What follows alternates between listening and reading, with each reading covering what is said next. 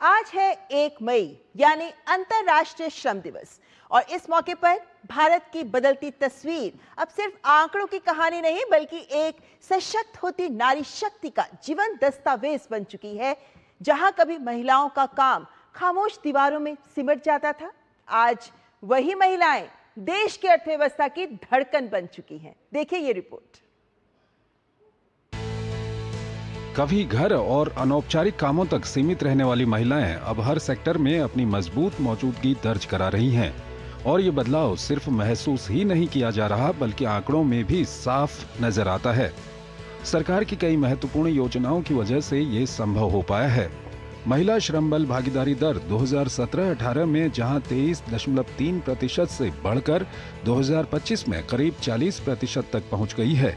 ये आंकड़े बताते हैं कि भारत की महिलाएं अब सिर्फ सहायक नहीं बल्कि आर्थिक शक्ति बन चुकी हैं। इस बदलाव की सबसे मजबूत जमीन है ग्रामीण भारत, जहां महिलाएं अब घर की चौखट लांघकर उद्यमिता की नई इबारत लिख रही हैं। 10 करोड़ से ज्यादा महिला परिवार स्वयं सहायता समूहों से जुड़े हैं, जो ग्रामीण अर्थव्यवस्था की नई रीढ़ बन रही हैं। दीनदयाल अंत्योदय योजना के तहत बने ये समूह अब छोटे छोटे सपनों को बड़े कारोबार में बदल रहे हैं, जहां महिलाएं उत्पादन से लेकर बाजार तक हर मोर्चे पर कमान संभाल रही हैं। सरकार की लखपति दीदी पहल ने इस बदलाव को नई रफ्तार दी है, जहां लक्ष्य है ऐसी करोड़ों महिलाएं तैयार करना जो सालाना 1 लाख रुपए से ज्यादा कमाई कर सकें। इस पहल से नारी आत्मनिर्भरता की नई परिभाषा गढ़ रही है। भारत आज दुनिया का तीसरा सबसे बड़ा स्टार्टअप हब है और इसमें महिलाओं की भागीदारी तेजी से बढ़ रही है। देश आज दुनिया का तीसरा सबसे बड़ा स्टार्टअप हब बन चुका है, जहां 2.2 लाख से ज्यादा स्टार्टअप 23 लाख से अधिक रोजगार दे रहे हैं।